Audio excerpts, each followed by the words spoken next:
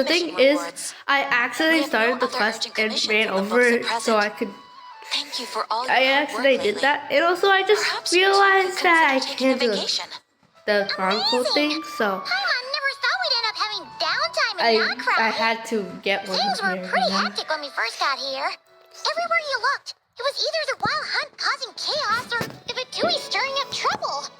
It felt like this whole region was one giant slime in a barrel, ready to go boom at any moment. Sure enough, things were looking pretty dicey, but in the end, we managed to turn it around. Whoa! Paimon just got deja vu. Oh, that's right. It's because we've done this like a million times now.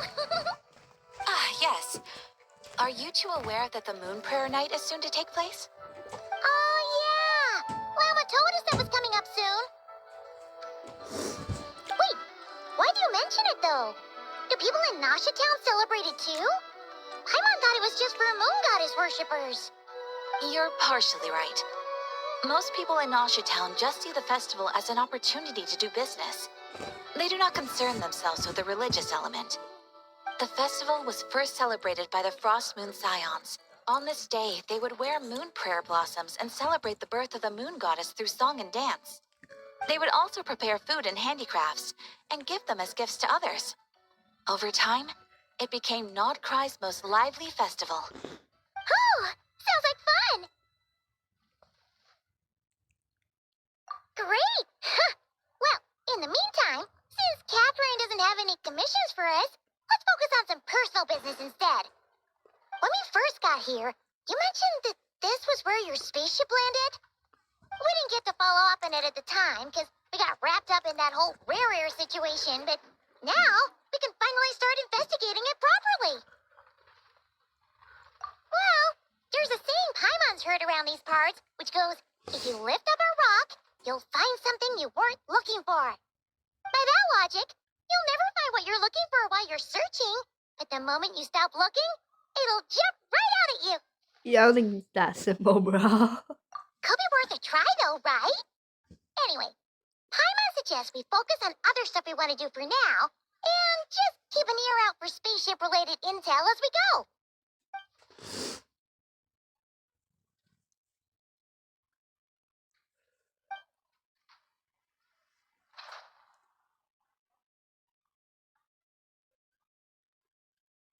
True.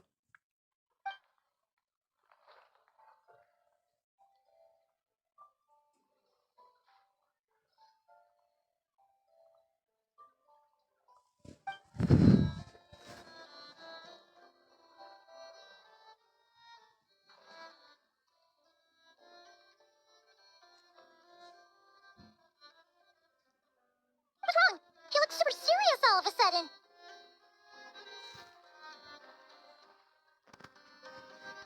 Huh? I guess why you'd be concerned about Columbina, but what does the doctor have to do with anything?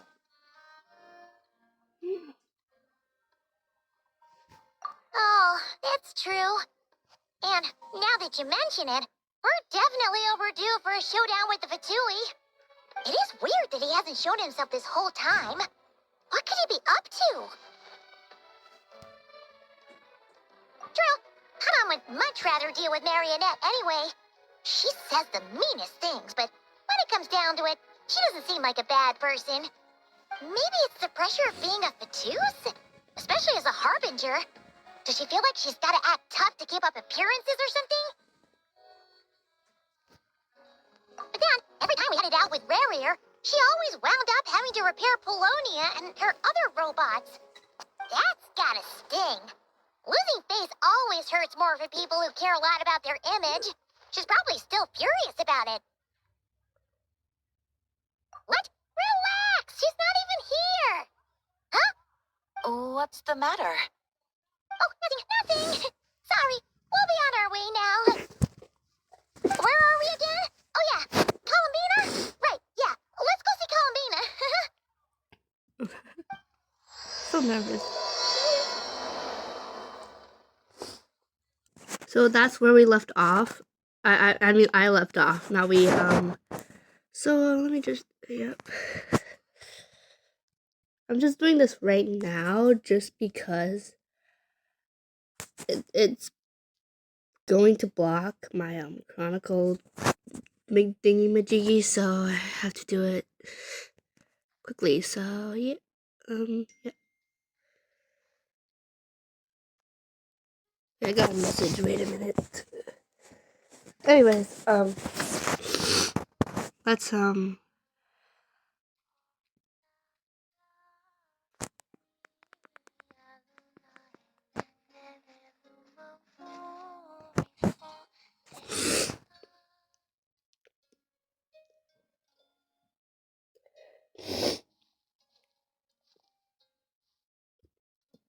Where's my sound? Where is my sound? Wait.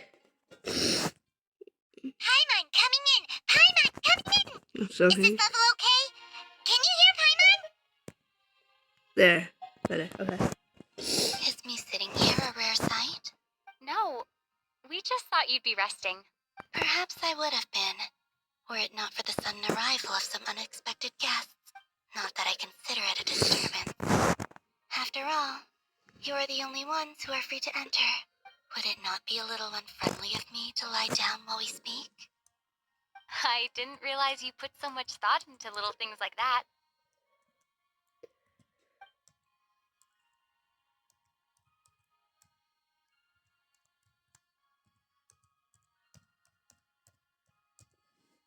Only sometimes. There have been moments lately where I think about you and your companions. They are warm, mysterious, and cozy memories. Very few of my past memories are anything like that. They say that travelers return home bearing bags full of souvenirs. But my luggage was empty, and I believed it would stay that way. Return home? So, Yes. This planet continues to reject me, reminding me that I do not belong here. If I remain into that, there will come a day that I disintegrate. And I don't mean reduced to dust, or turned into food for the flowers. I mean... alright then. Well, we're sure gonna miss you. But it sounds like we'll have to say goodbye. How do you intend to return? The moon prayer night is soon to arrive. On that day, the moon will be closest to Devat. The Kuvaki in this land will reach its peak at that time. I merely need to grasp the tide, and with relatively little effort. Oh, Paimon gets it! It'll work like a slingshot! Six shot. Pew. You make it sound like she's gonna get blasted up to the moon. If I did that, I suspect I would crash into the false sky.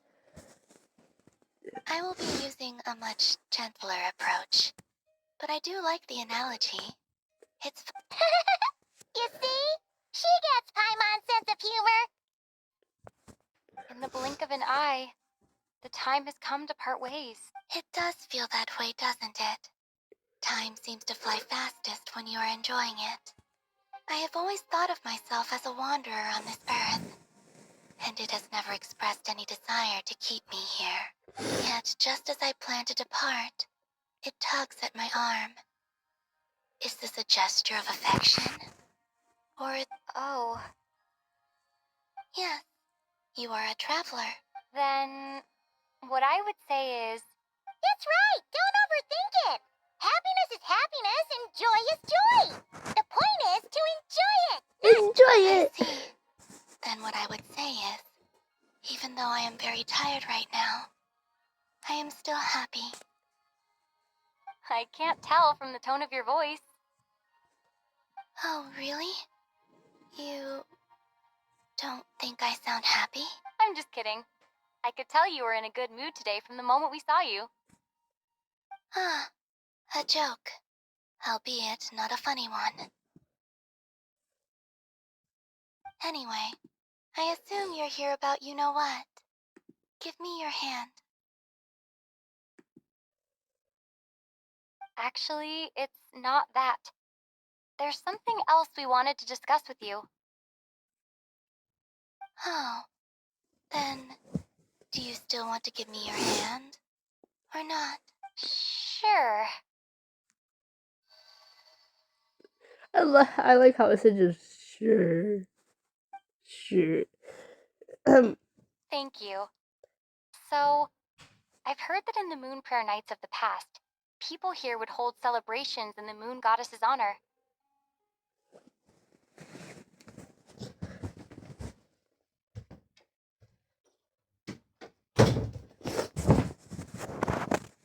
Since you helped so much in our fight against the Rehir of Solnari, I think you deserve a farewell party before you return home.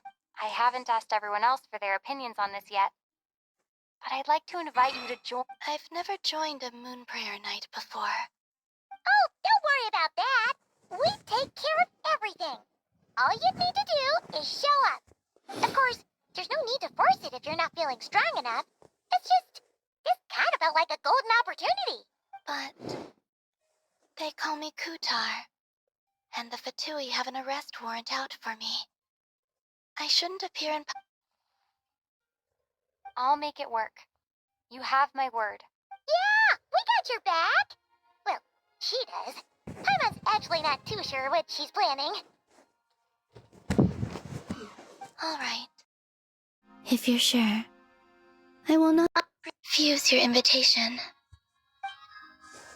I suppose it wouldn't hurt to pack a few more sights from this world into my suitcase before finally learning what my homeland looks like. Oh, if you see Lauma, please tell her that my answer to the question she asked me is neither yes nor no. Rather, it is. There is no need. That was kind of cryptic, but sure. Guess it's between the two of you. We'll pass along the message. Bye for now.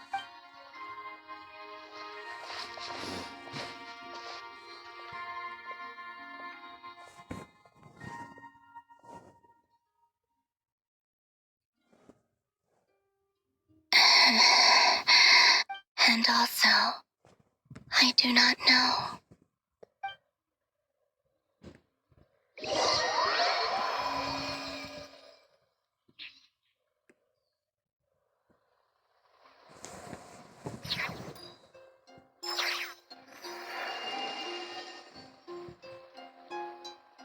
Since she's agreed to join the festival, let's go see who else wants to take part. Lauma's gotta be the person most familiar with the Moon Prayer Night. We should start with her. Also, What? Oh. Not sure yet. I'll figure something out. what? Are you serious? And Paimon even gave you her vote of confidence back there. When did you become so sneaky?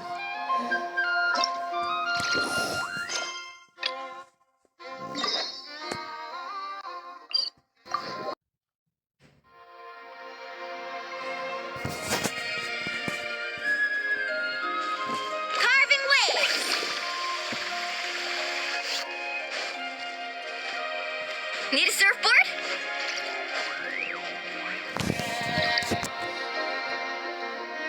Hey, Lauma, it's us. Huh? Varka?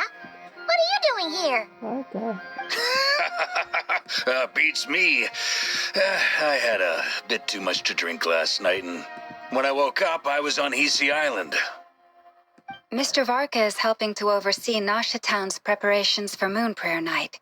He is here to go over some details regarding the decorations and custom cloth designs.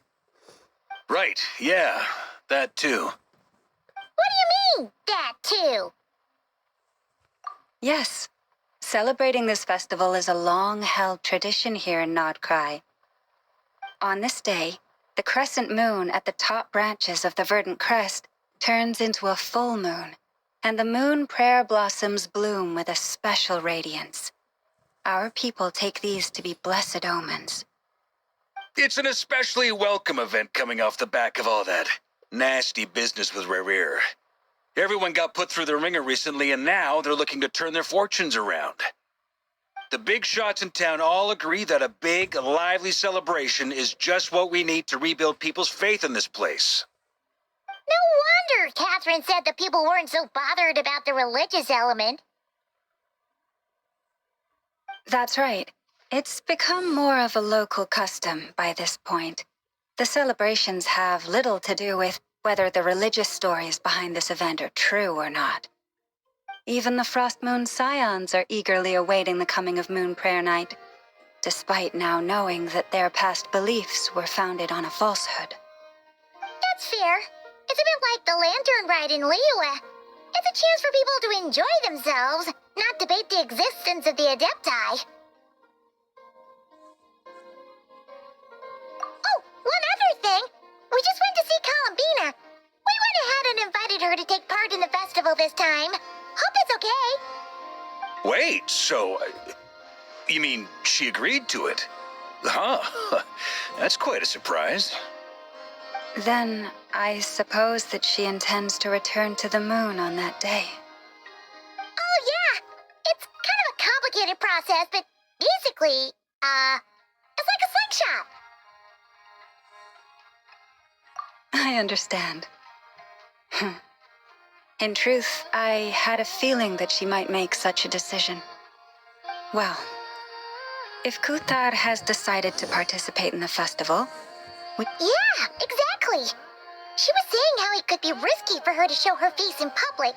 We were wondering if... Unfortunately, the people who carved the statues did an excellent job of capturing her likeness. It will be very challenging to hide a goddess whose face everyone is so familiar with. Darn! We may have bitten off more than we can chew here. Nah, don't sweat the small stuff. We can handle that. Huh? Are you saying you have a plan? Not as such, no, but the most important thing with a festival is to keep the mood light and your spirits up. You can't go preparing for a festival with those long faces. You'll never convince anyone to enjoy themselves. The Mondstatter spirit is strong with this one. As it happens, I agree with Mr. Varka. Let's start by making our appreciation for Kuthar the beating heart of the festive atmosphere. And who knows, once we get the ball rolling, perhaps everything will just fall into place. Hey! Did you catch that? Lama said the thing! Or close enough, at least. That's the thing. I'm looking forward to the Moon Prayer Night already. We have a festival in Mondstadt called Windbloom, and you can always tell which couples are celebrating it for their first time by the smiles on their faces. Big, beaming smiles like their whole face is glowing. And I have a feeling we'll get to see that same smile on the Moon Goddess's face at this festival. Not quite the same, surely. Anyway, I'll take care of business in the city, but I'll have to leave the decor up to you and the Frost Moon Scions. No one else can capture that traditional aesthetic quite like you guys. But lastly, there's the final key element that brings the festival to life. Companionship. Before you leave, let me show you something that we've been preparing. Mr. Varka had asked to see it already, so you may as well tag along. Also, I have some further questions about Kuthar's decision. Some random person just I'm in the middle of a quest, dude. I should really change my bio. I should change my bio. Huh? What's this? They sure look like they're having fun. I believe so. Kuhenki seem very skilled at playing drums like these, although I'm not sure where they learned it from. Maybe it's an innate talent? In their eyes, they're probably just playing with toys.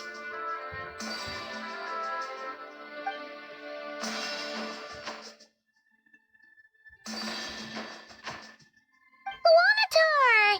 You want to play too?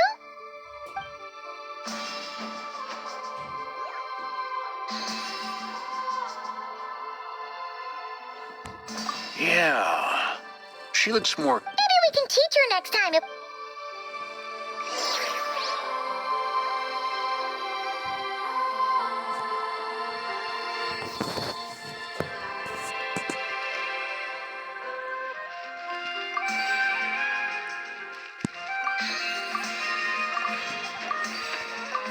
What am I doing? I don't know. I got it.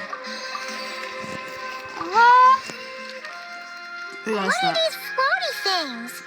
Floaty thing. What are we talking Moon about? veils. We hang them from buildings in the city during the festival. When you look at the sky through them, it creates a lovely misty effect. I kinda should know that. Or is it just me? I think it's just me. Everyone seems hard at work. They're preparing items for Moon Prayer Night. For instance, the sculpture being made over here. Mr. Varka and I were just finalizing the details of where it will be placed. Ah, there she is. I didn't know the finished article would be so large. Not to worry, though. All the necessary arrangements have been made.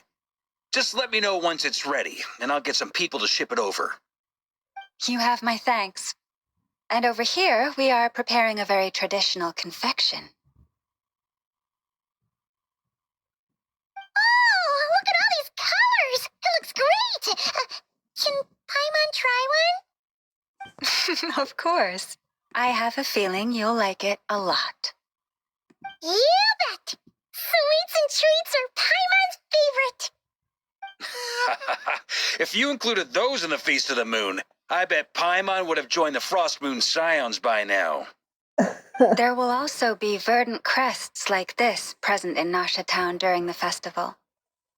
The timing of Moon Prayer Night is not completely set in advance. We make a rough estimate, then observe the changes in the verdant crests and moon prayer blossoms to guide us. As such, the wait itself is a fun feature of this particular festival.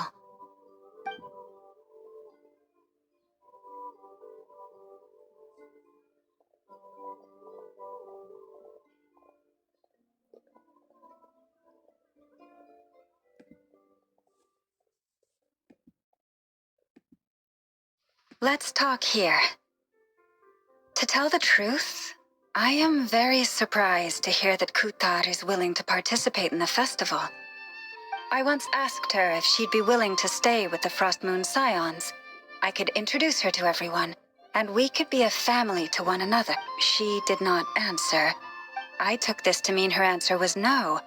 But if that were the case, she would not have accepted this I see. Maybe she is right. Maybe the Frost Moon Scions of today no longer need a moon goddess. But my wish was not for her to come here and be worshipped as a deity. I simply wanted to offer her a place to stay. I'm sure she believes that showing herself here might invite Fatui intervention, and as such, she does not wish to cause us trouble. But what really pains me about all this is that this is her birthplace. She ought to belong here, yet no one has been able to grant her shelter. I think I'm qualified to weigh in here. When someone's about to depart on a long trip, what they need is blessings, not burdens. We should wish her the best, not make the journey harder than it already is. Anyway, she's agreed to attend, hasn't she? All we need to do is simply respect her decision. I see your point. Yes, she will soon depart after all. Our job is to leave her with some happy memories. Besides, who's to say her journey to the moon is a one-way trip? It's not like she can't come back and visit if she wants, right? Paimon agrees wholeheartedly. Festivals are all about having fun, so let's keep it simple. All right, I'm gonna head back to Nasha Town soon. Want to come with? I'm guessing you have some other folks to visit there. Sure thing, let's go. Bye for now, Wilma. Thank you all. Goodbye.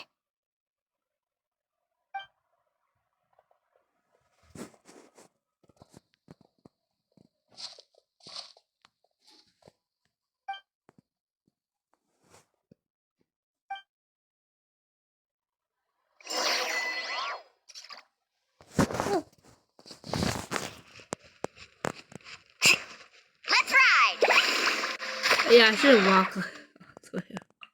I'd be like.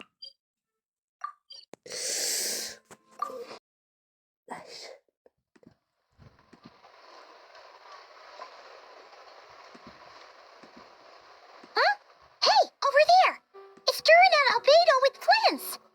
What could they be chatting about?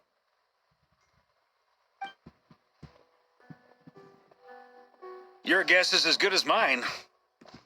Ah, Grand Master, and the Traveler and Paimon. Hello there. It's been a while. Perfect. We have some new volunteers for our investigation.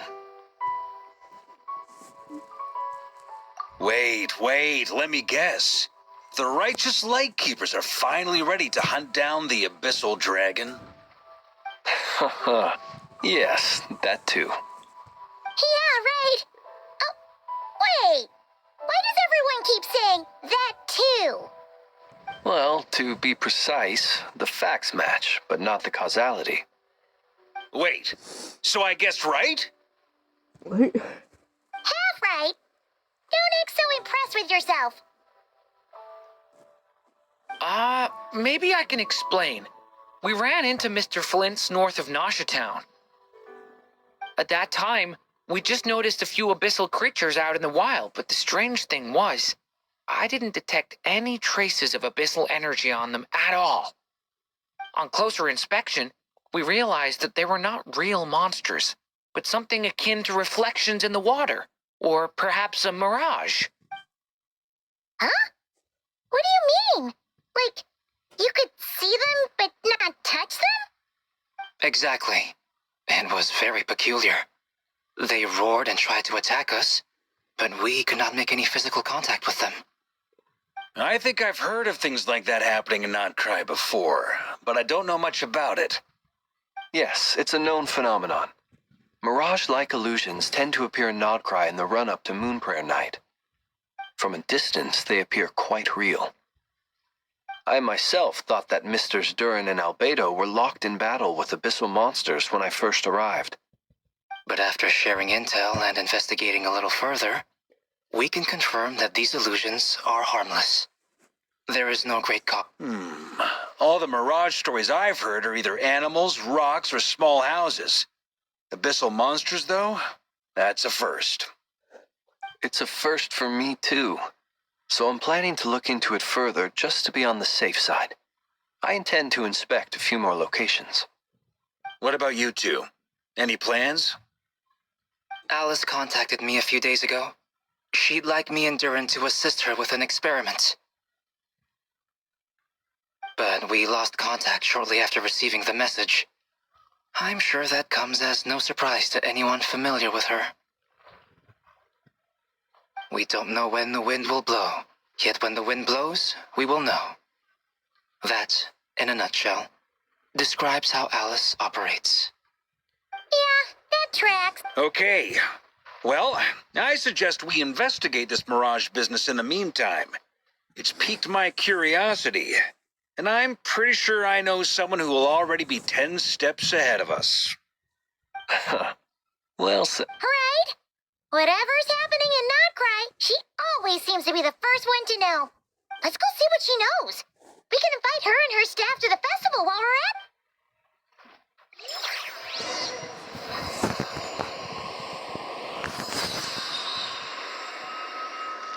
Faster!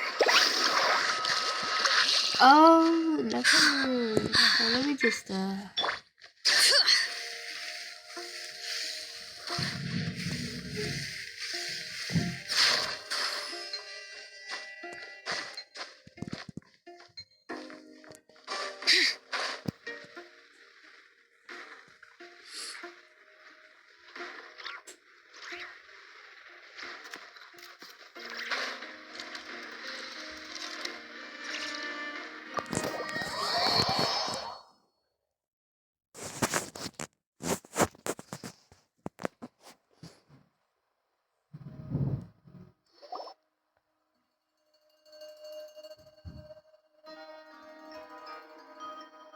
You're right, I have noticed.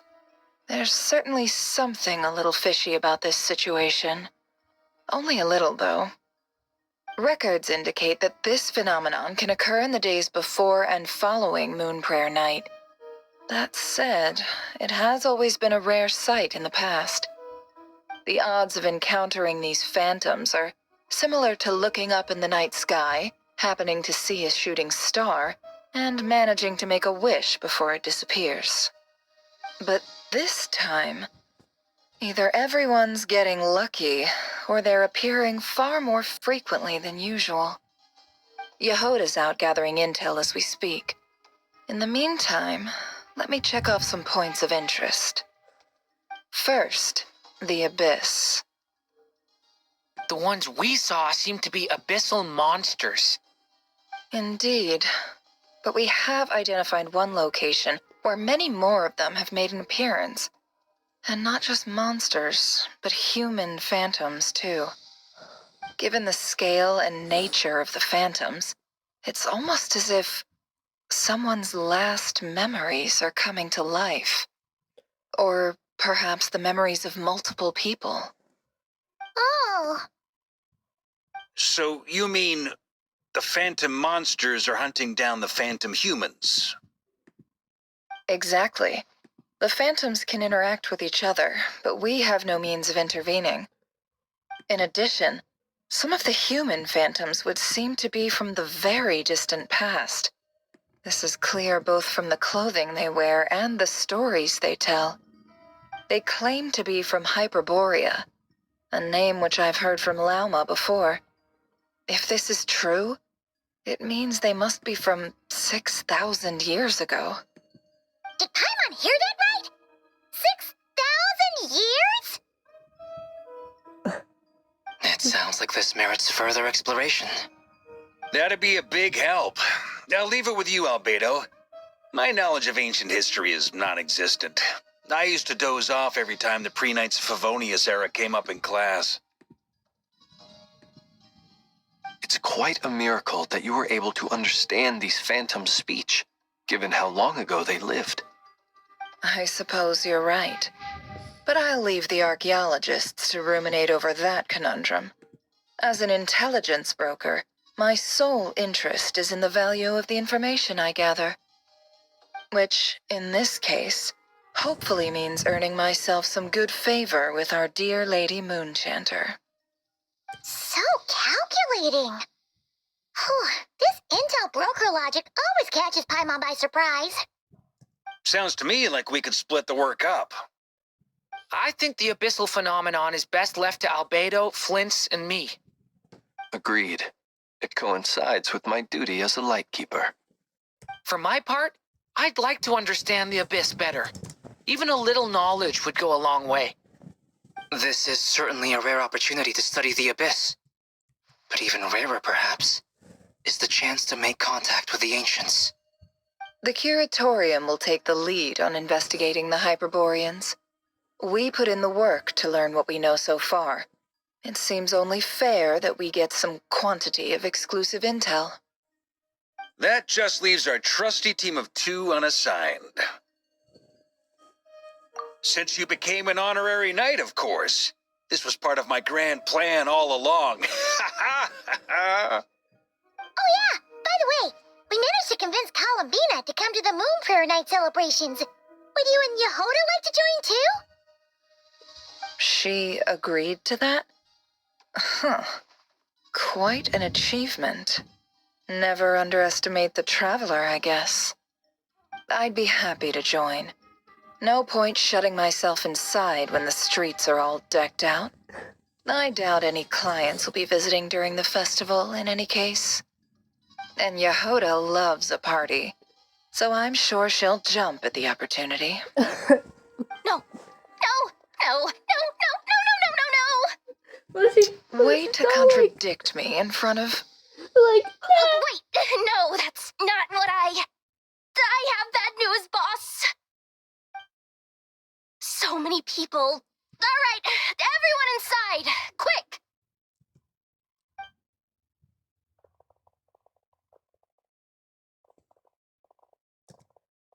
This is gonna sound crazy, but hear me out. I saw one of those phantoms at Star Sand Shoal. And it was some sort of flying ship. Like a spaceship? That's gotta be the one you came to Tibet in. You said you saw the same thing through the moon marrow, right? Huh? You already know about it?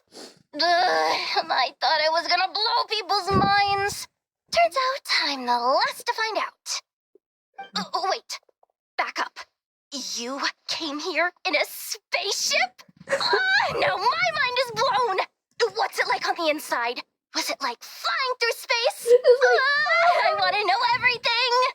Like, oh my god, you fly a spaceship! Oh my god!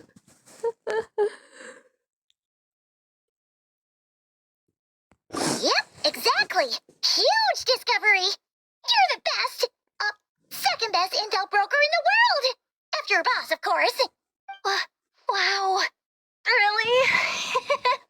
Well, I don't know if I'm all that, but... I guess that decides where we're heading next. Come on, don't look at me like that. I know the spaceship doesn't have anything to do with me, but you don't want to leave me as the only one twiddling my thumbs, do you? Please? Fair enough. You can tag along. In that case, let's meet back here to discuss our findings once we're done. I wish everyone a productive investigation. You too.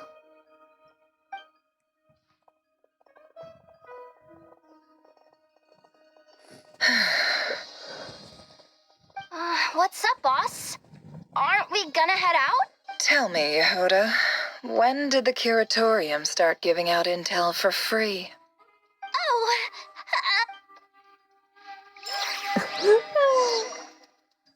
When did the curatorium start? For free is crazy. Let's go.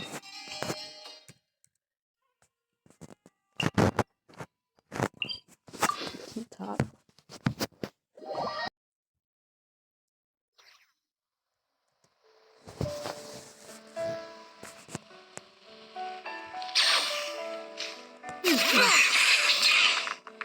Just get these rocks real quick. Excuse me.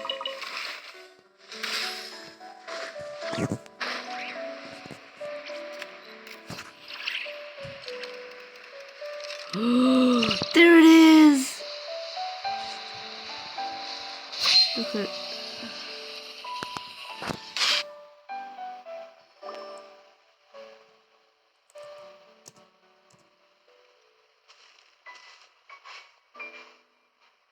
wow, what do you know? Yehuda was right on the money.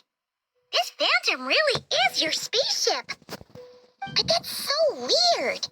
Why would it show up here? Is it some kind of projection? Or a ghost? Like, maybe it no longer exists. But somehow it left an afterimage? Ah, you're already here. Miss Lauma, what a surprise. I thought you were busy with festival preparation. I was, until one of our people informed me that a strange sight had appeared at Starsand Shoal. No one's ever seen something quite like this before. I thought I should see it for myself. Same here. Oh, so we heard that these things appear around the festival period. Any idea why that is? Unfortunately not. We have very limited information about them, since they can't be interacted with. And no human phantoms have ever made an appearance before now. The most we've been able to deduce is that these sightings appear to be connected to the increase in Kuvaki energy around this time. Yeah, seems like that's all we can do. This is all so confusing. Allow me to lend you a hand.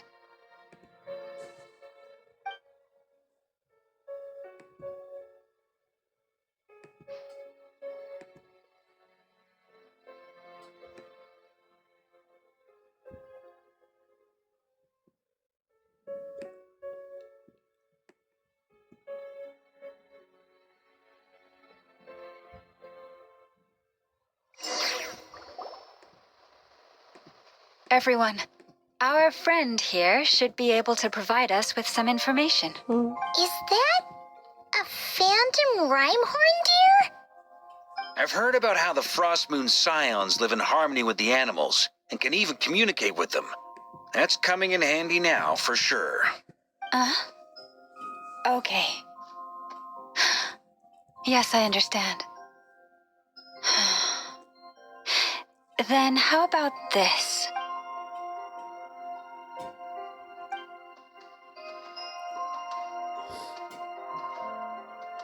Oh, it's leaving.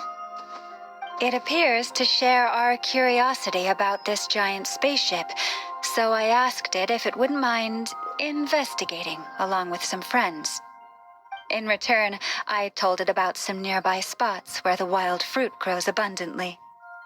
We may live in a different era from these phantoms, but I trust that the terrain, climate, and ecology here are more resistant to the effects of time than some things are. Let's give them a moment and hope for the best.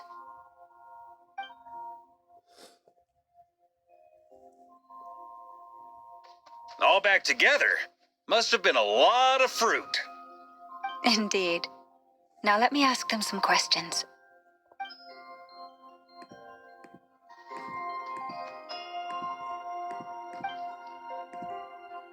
It did find a lot of wild fruit, enough for them to feast for a long while. This puffin circled in the air several times, but didn't spot anything out of the ordinary. Certainly nothing to do with the spaceship. Huh. Well, it definitely makes sense to get a bird's eye view. Indeed. Other than that, I was also thinking that the world these phantoms see is also different from ours. Oh, I get what you mean. The wild fruit exist in both times and spaces, but there might also be things that only exist in that space-time, which we can't see. Good point. Great thinking, Llama.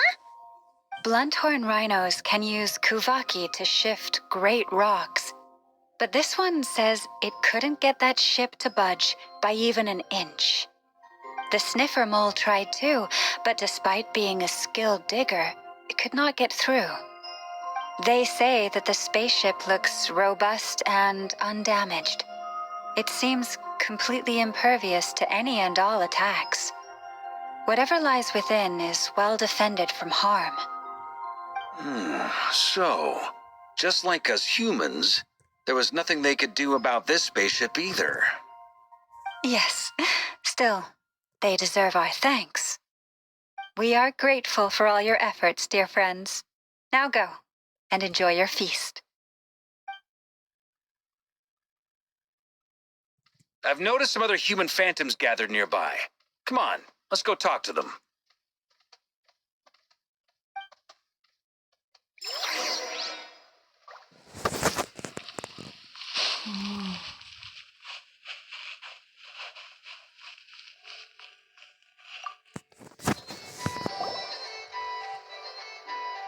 What is this thing? I've never seen it move, and there's no way to get inside. Goodness knows. My grandpa says it's been sitting here at least since his grandpa was still alive. What about his grandpa? Did he say anything to your grandpa's grandpa about it? What? Grandpa's grandpa, Huh? grandpa? I don't know. In all likelihood, it was here back then too. Hard to imagine something this huge could move. Guess that means that as far as they're concerned, this ship's been around a long time.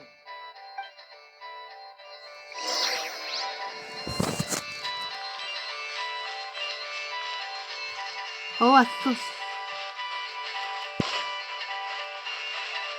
could just go through it. Is that... Anyway.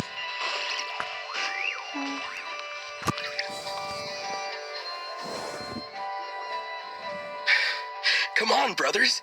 If we can get even a small chunk off of this thing, it's gotta be worth a fortune. Today is the day we strike it rich. What? Huh? You mean Paimon? Yes, brother, I shall join you. Let's make our fortune. We should go with them. What the? This thing is crazy tough. I can't even scratch it. What's it made of? Sorry, brother. Looks like we'll have to seek our fortunes elsewhere. Enjoying yourself? I was just seeing if I could influence this phantom's perception by playing. But nope, no dice.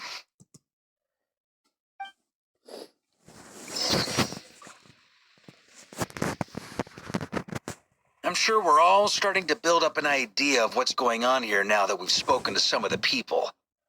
These phantoms are reenacting real historical events in Nod Krai. It's almost like we're in some kind of interactive stage play. We can talk to the actors, but the plot is fixed, and we can't influence it. It makes sense. History is set in stone. The objective facts of the past cannot be changed. Paimon totally thought you were just goofing around earlier. But actually, you were doing some serious investigating. Of course I was. Anyway, at this point, I think we're forced to conclude that although the Phantom spaceship is right there in front of us, we aren't going to learn much about it from these people.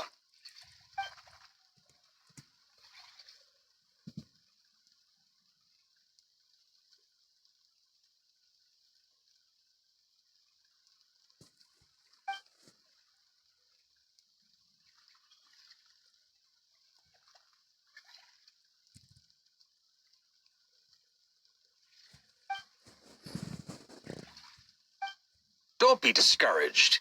If nothing else, this is proof of the ship's existence. And think about it. So many people tried to hack their way inside, but no one could get the door open. It's made of very tough material. To me, that says that we'll either find the ship itself or the story behind it. It's just a matter of time.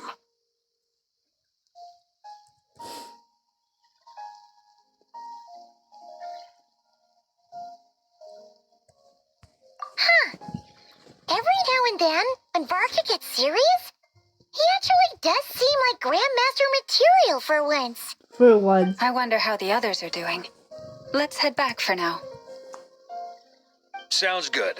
Also, drinks are on me if Team Knights of Favonius is the first to finish. What? Wait, we have a team name now? Am I in Team... You're very welcome to join. We've even got a cathedral ready for you. What? Isn't that technically blasphemy? You wouldn't dare make a joke like that if Barbados was in earshot. Nah, I'm sure Barbados doesn't mind a little harmless blasphemy once in a while.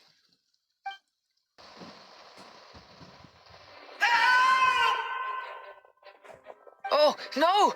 Get away! Oh. Oh. Oof. The poor guy.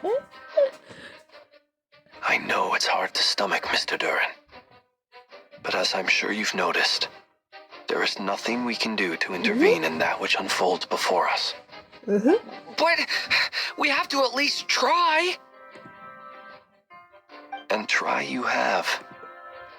But are you aware of how many unsuccessful attempts you've made now? I wasn't keeping count. I'm afraid this is the 39th failure so far. Or the 5th if we're only counting this particular victim. There are no indications that these phantoms may be altered in any way. You seem to have calmed down a little. I'll make us a fire. You should rest and have some water. Feeling any better now, Mr. Durin? May I ask a few questions? Be my guest. What exactly are we witnessing here? What happened to those people? My guess would be that we are seeing Nod Krai during the Conrian Cataclysm. Would that be accurate? Conria. That is correct. As you know, once the Abyss senses even the tiniest crack, it floods in and spreads like wildfire. There was a time in the distant past when it permeated all of Nod Krai, causing immeasurable harm.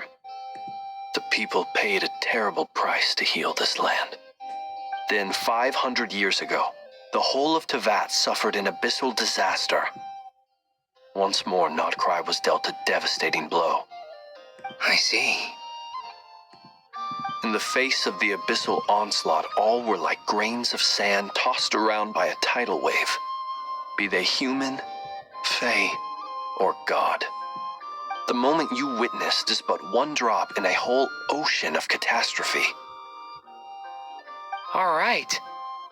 I guess that answers my second question, too. I wanted to know why there's nothing I could do to help them, and that's because what we are seeing is history. That would be my guess as well. As I understand it, history and fate are not all that dissimilar. The latter may be unseen to us, but both are immutable. Yes. Fate was determined long, long ago. I still have a couple of other questions for you, Mr. Flint's. You mentioned more than one abyssal disaster that has struck this land in the past. How can you be sure that what we're seeing is from the Conrian incident? And also, how are you able to stay so calm when you're talking about these events? From everything I know about you, you're not cold or ruthless, and you're not indifferent to the suffering of others. Alas, I am forced to show my age. I must be 600 or 700 years old by human measure. Wait, so you... Oh, okay.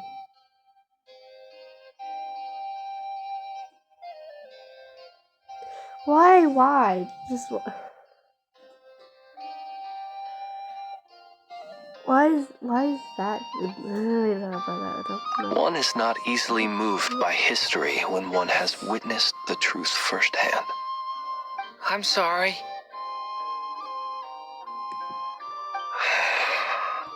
You needn't apologize. Your passion is a good thing to have. Treasure it, because someday you may find it in terribly short supply. Now, at the risk of offending you, I have a question in return. Your curiosity toward the abyss, is it born from hatred or because you sense its call? I only ask because I kept a fragment of Rarir's body in my lantern for a short time. Specifically, his heart. So I know what a burden it can be to carry the abyss with you. And I hear its power growling from somewhere within you. In my eyes, your mere existence is a miracle. My honest answer is... I don't know. I don't think I have the confidence to say for certain. What I will say is the abyss is not the only issue that haunts me. Even before I became who I am today, the question dogged me constantly. Should I even exist at all? My doubts remain unresolved. But when we fought Rarir, something became a little clearer to me. Sometimes it is the darkness within us that allows us to achieve the impossible. I certainly got the sense from your 39 attempts that you were trying to achieve the impossible. It sounds like you've resolved to see the truth for yourself. Absolutely. In that sense, he and I are quite similar. Then I wish you every success. I look forward to the day of your transcension. Well, if everyone's caught their breath, I suppose we should head back. Oh, and one last thing. I'd appreciate if you kept our discussion about history a secret. Incredibly, our separate investigations led us all to the same conclusion. Hooray for consensus! Yeah, but we barely learned anything, though. I totally thought this would be the mother lode. Talking with the ancients? I mean, come on. But nope. All we got was useless snippets of conversation. And all this stuff about moons and hyperopia. What a load of baloney. Seems like people back then had a few screws loose. I understand your frustration. We found the same issue. Each phantom only showed a very brief moment in time. There isn't much value to be found in these miscellaneous fragments of a civilization's history, no matter how glorious it may have been. If there's a silver lining, it's that these phantoms are harmless to the present reality. They shouldn't get in the way of the festivities. Paimon agrees. And not just because it's the first thing she understood in this whole conversation. You look disappointed, Nefer. Is something the matter? What do you think? We all worked our tails off, but the only one to gain anything from it was you, Lady Moonjanter.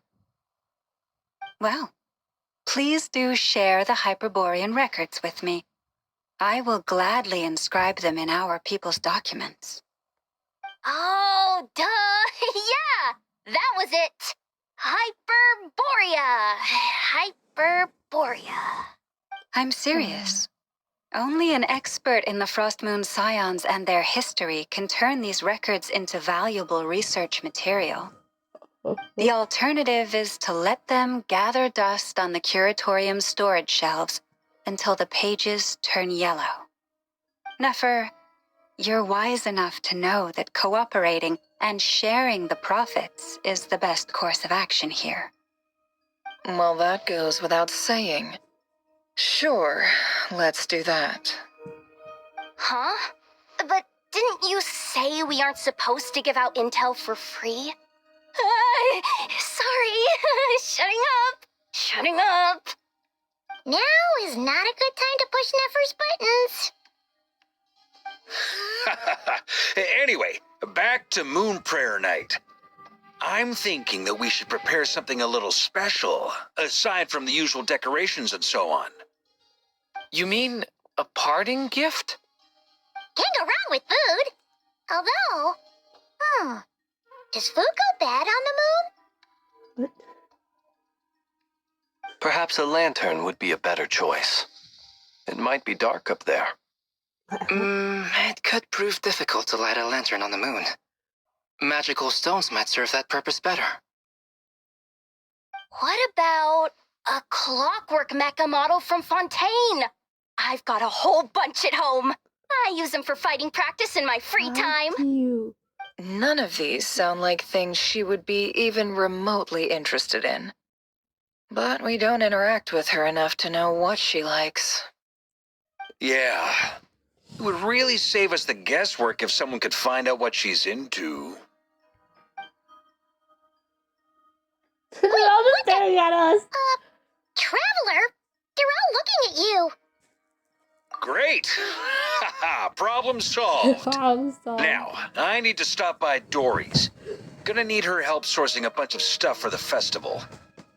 Then let's leave it there for now. We all have our own business to attend to. Traveler, if you find out what Kutar likes, let us know right away.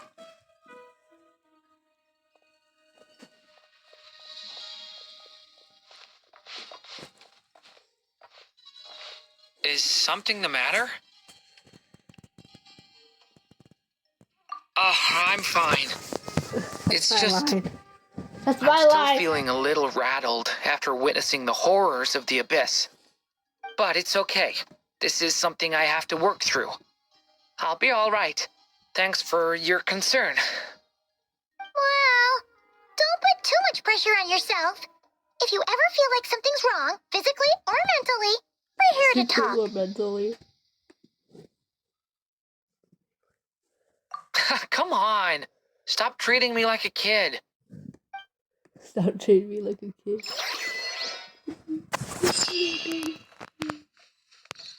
I'm having talk. Which is why we need a lantern guaranteed to work on the moon. Yes, I have a few ideas, but the lantern itself is the easy part. The real issue is how little we know about the lunar environment. Wait, you two are serious about this? Let's just say I'm intrigued by these shining magical stones that Mr. Albedo has mentioned. Magical stones. Magical. Could you do me a solid and try to smooth things over with Boss Neff?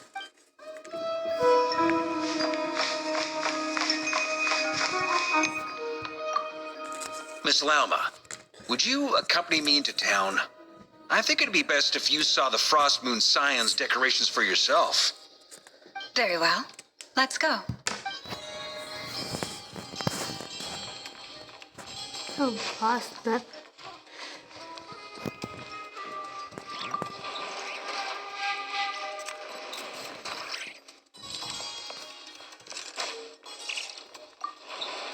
So where is Bast?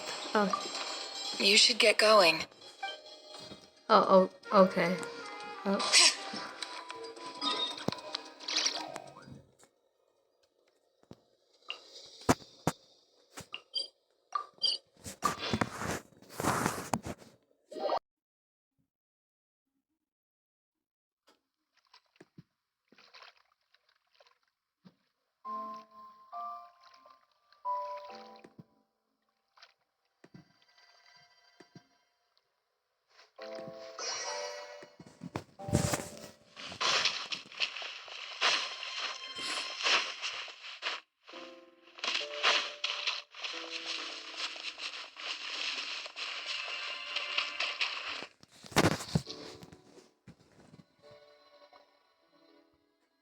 Columbina, we're back! Huh? She's not here. Weren't there a few Kuhenki here last time, too? Where did they all, walkies? For Kuhenki? Walkies. You're not pets, you know. Oh, well, looks like we just came at a bad time. Let's try again tomorrow. There's still a few days until Moon Prayer Night, so we're in no rush. Besides, she needs time to rest anyway.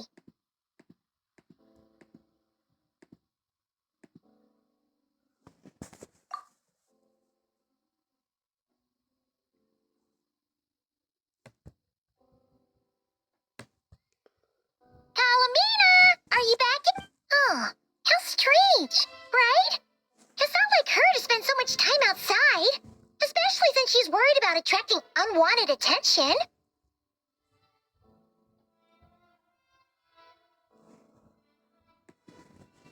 What about Luonatar? Luonatar, you there? Hey!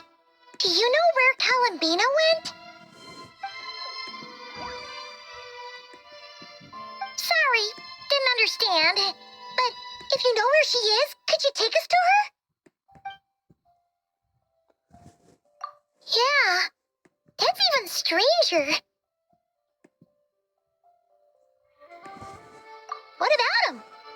Oh, that's not good news. They change color when Columbina gets weaker, right? And they look super pale. Good idea. She might know what's happening.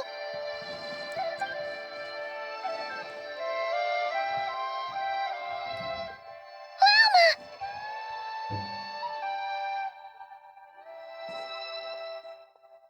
Ah, it's you. How is Kutar? Is she okay? No, she hasn't. I came here to check on her after I noticed the flowers had changed color. Based on past precedent, she must be very weak right now. Even getting up to walk would be a struggle. It seems unlikely that she wandered off outside. Not to mention that she doesn't do that at the best of times either. So yeah, this is super weird. No. Very few people are in the know about Kutar's whereabouts. And if anyone suspicious had visited, they'd have left some sort of evidence. Come on, let's go to Nasha Town. Makes sense.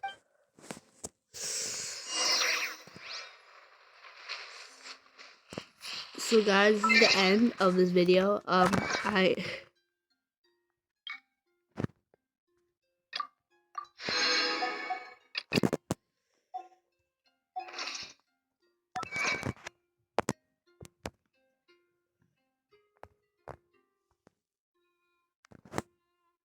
Wait, I didn't finish this? Wait, does that just... Oh.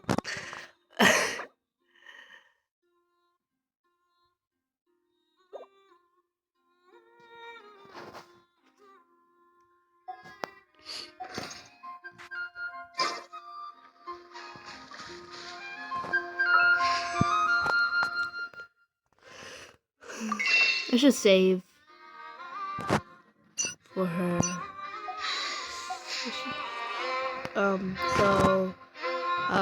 Today's the end of today's video.